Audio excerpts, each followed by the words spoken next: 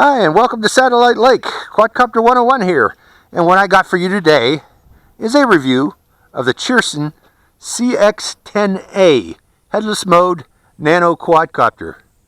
Now the CX-10A is very similar, if not exactly the same, physically to its big brother or little brother, little sibling, the CX-10. It's exactly the same shape. It's just a four-bladed, generic looking nano quadcopter. It has an on-off port. It also has a charging port, and what that charging port means is it also has a built-in battery. It has a little battery, so in effect you can only fly this one time and then you need to recharge it again. It doesn't have a replaceable batteries like some of the larger quadcopters, most of the larger quadcopters have. But then again, none of the nano quadcopters that I know of that are this size have a replaceable battery. They're always installed internally to the quadcopter. And the point being, I believe that the manufacturer doesn't want you to overheat these motors. It wants to give you a chance to cool down these motors between flights. So in effect, you after a flight is done, you have to wait about 30 minutes or so to recharge this thing before you can fly again. And that, I guess, extends the life of these little motors. Now, the one thing that this has, which its brother, the CX-10, does not have, is Headless Mode. Now, what Headless Mode is a means for beginners to fly without losing orientation. What you do is you place the quadcopter on the ground or on a surface, a flat level surface, and point it in a base heading direction that you'd like to use as a reference heading for the quadcopter. Then you activate Headless Mode. Now, Headless Mode is activated by this left throttle and yaw control by pushing down on it 3 times, and you'll hear 3 beeps. That activates the Headless Mode when you hear the 3rd beep.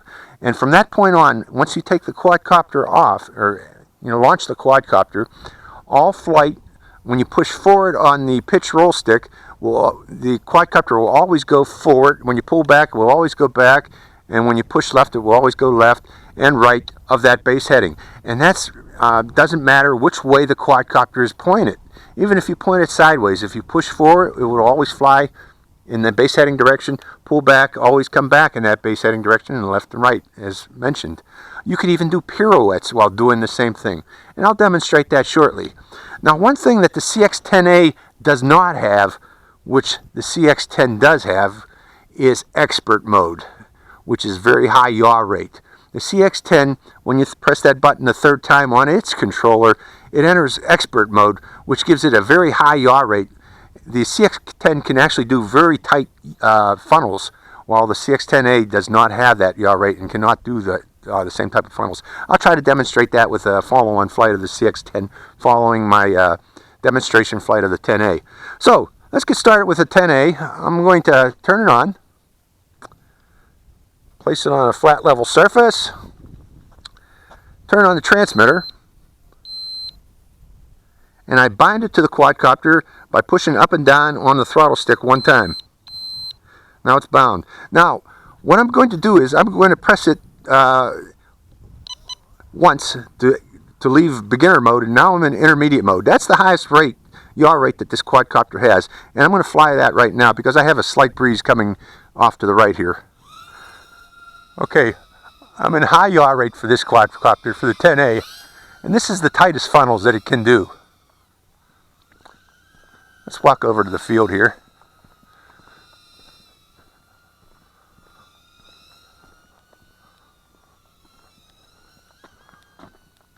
Also, this thing doesn't have a very far range, 30 meters, so I got to try to keep it close. Got to remember that. 30 meters for these CX-10 and CX-10A. They're really meant for indoor flying, although you can do outdoor flying with them, as you can see here, but you want to try to keep them close. Let me send this upwind a bit. Okay, this is the highest yaw rate it's got. This is the tightest funnels it can do. Now let's demonstrate that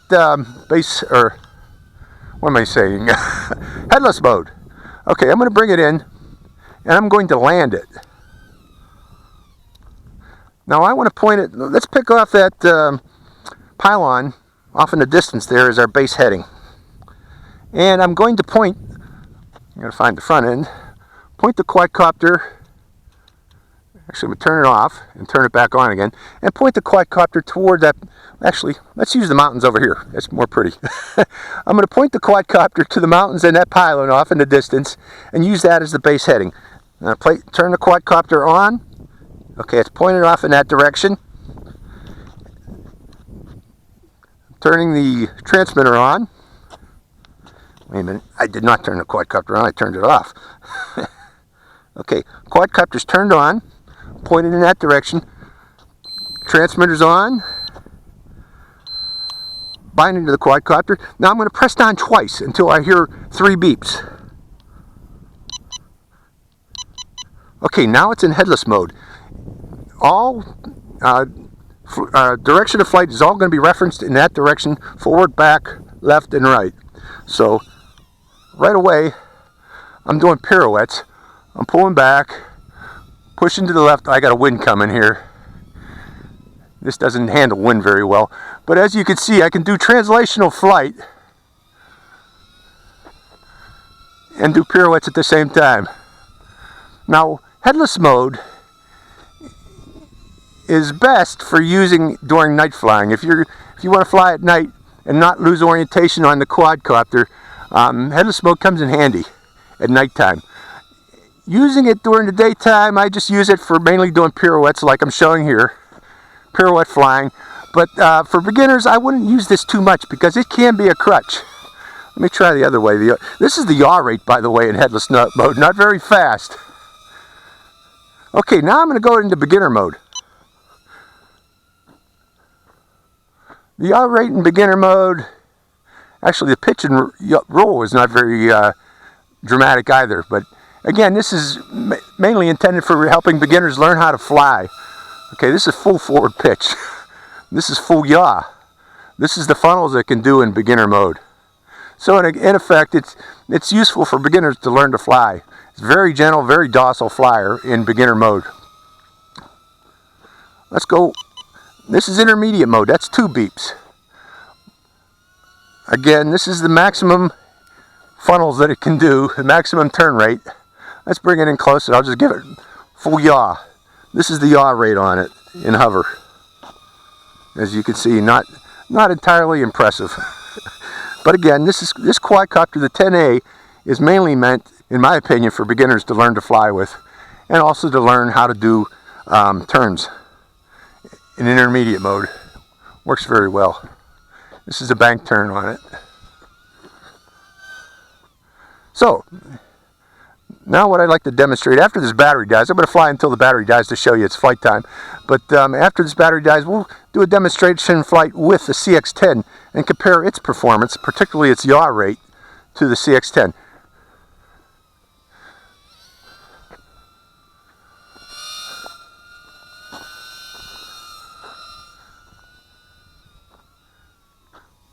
Fun little quadcopters, these little Cheersons. That's why so many of these have been sold. They're cheap, very inexpensive, but they actually fly well and are a lot of fun to fly. Again, this one, though, is mainly intended for indoor flying or flying in a small park, like this small park I'm flying in. But it always helps to have as much room as you can get to fly a quadcopter.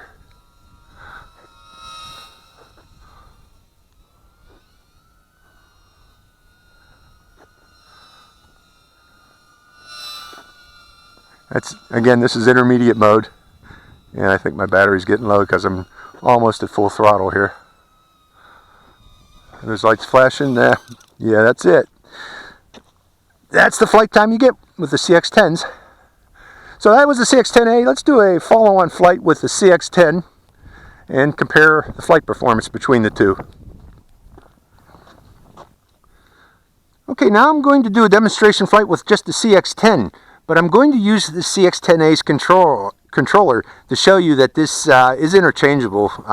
It's just the same controller, just different color for the knobs and for the battery door between the two. You can use the CX-10A controller with the CX-10 and vice versa. Okay, turning on the quadcopter. Quadcopter is on, putting it on a flat level surface. turning on the controller. You hear the beep. That means it's binding with the quadcopter. Again, give it one up and down to finalize the bind. I'm going right into expert mode by pressing down 3 times, or 2 times, to hear those 3 beeps. To show you the max yaw rate on this, which is dramatically different than the CX-10A. This is the yaw rate of the CX-10. Again, it has this expert mode, and the pitch, it can fly very fast, the little 10A, or the CX-10, in expert mode.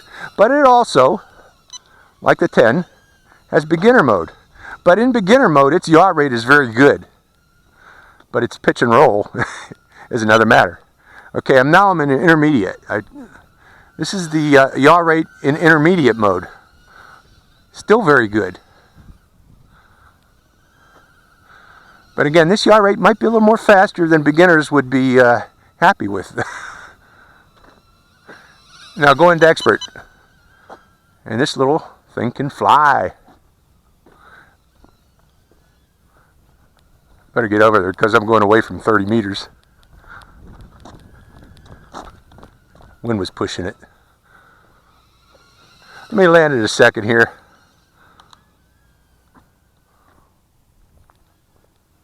I'm going to land it a second and let it, if you pick up a drift, this is a problem with all the CX-10s. If you got a slight breeze, these quadcopters can pick up a drift that you can't counter. The way to counter that is to land it and give the quadcopter's accelerometers a chance to calibrate themselves. And that should be good.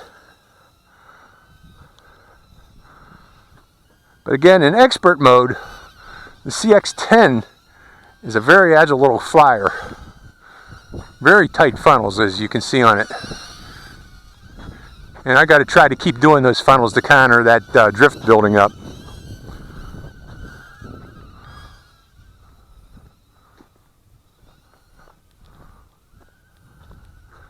Doing these funnels counters that drift.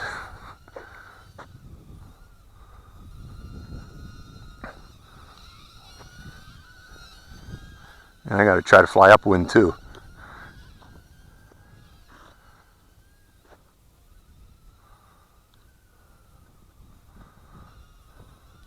I'm going to land it again. Let the accelerometers recalibrate for the wind. Take off again. How about flips? Oh yeah, all these can flip. Even the 10A.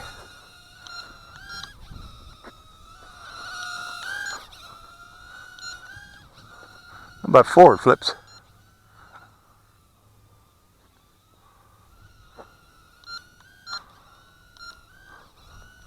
So the CX-10, great for beginners. CX-10A, great for beginners. CX-10A, the base CX-10, this one here, great for intermediate flyers. Intermediate and advanced. You have a lot of fun with this one. It's a little bit more nimble than the average beginner might want to fly. Very nimble. Beginners might have a problem with the basic CX-10. So, if you're a beginner, I recommend the CX-10A for you, the one with headless mode. And if you're advanced and intermediate, I recommend this one, as it's much more nimble, much more fun for those of you who can maintain control of such a quadcopter.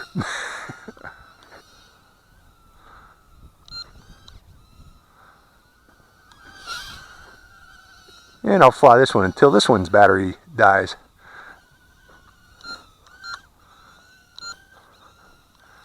Fun little quads.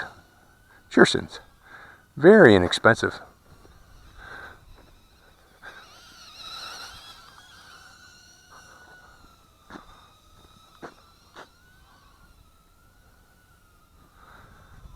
Great indoor flyers, both of them.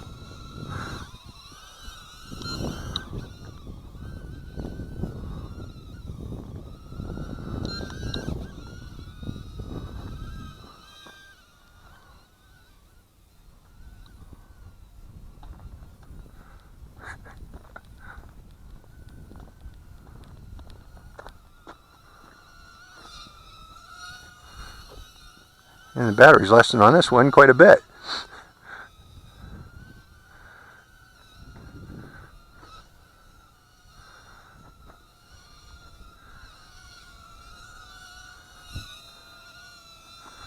Okay, I think that's enough.